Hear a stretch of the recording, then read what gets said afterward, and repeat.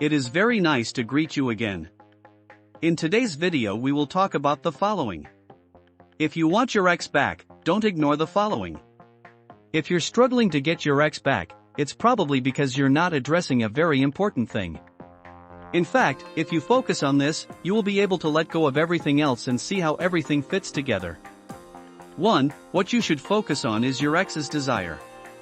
Yes, during this process it is easy to focus on what you want. Since you want him to come back to you, you are essentially treating him more like a goal and not a person. This is natural since it is your goal at the moment.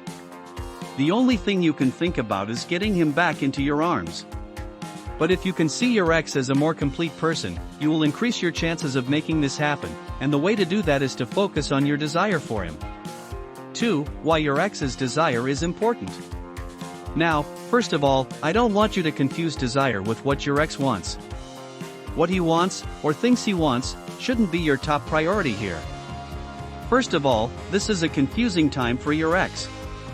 You just ended an important relationship and that can really disrupt priorities and routines.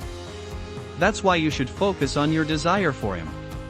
Desire is, essentially, a deeper level of need. These are the things that every man or woman craves on a subconscious level. It's what they need. So if you don't satisfy your ex's desires, then you have no chance of coming back. But don't be discouraged. The good news is that you already know how to do this. You did it from the beginning or you would never have built a relationship. 3. Create the future your ex wants.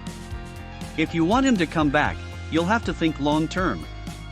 Whether he mentioned this or not, chances are you had something to do with why the relationship ended, right?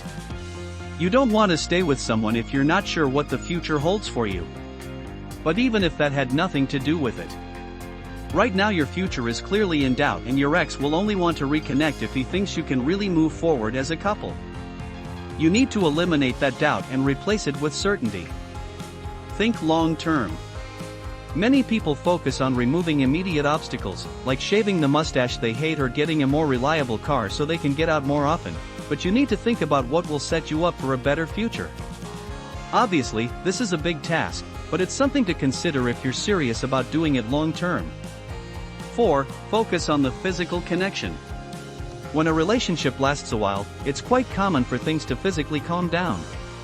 But just because it's a natural development doesn't mean you should accept it. You've been together long enough to have a general idea of what makes you feel good physically. And I'm not just referring to the intimate. You know if he likes public displays of affection, if he likes a pat on the butt. These are things that can easily fall by the wayside as time goes by. Now is the time to get these things back, assuming you and your ex connect and spend more time together. And the other thing you have on your side is that you and your ex have been separated for some time since the breakup.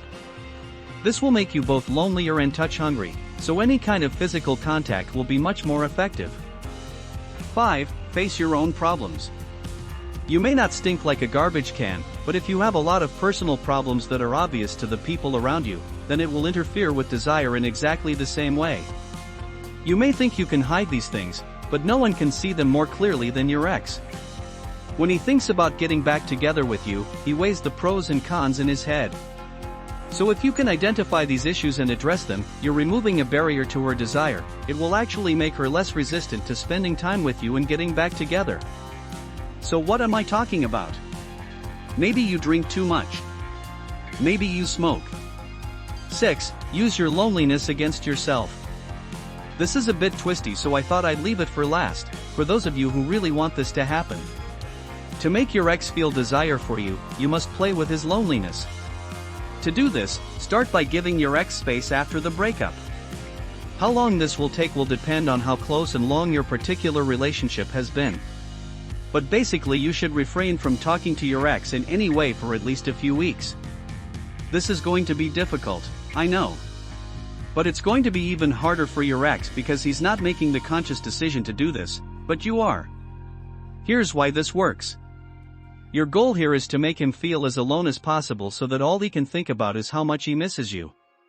This is how you create desire, by keeping your distance. You can't want something when you know you can get it easily. You have to think that it is out of your reach. This may seem cruel, but it really isn't. You are an essential part of what we do on this channel. For this reason, we keep an eye on what you need, and if it is your desire to recover your ex correctly and effectively, you must click on the link below.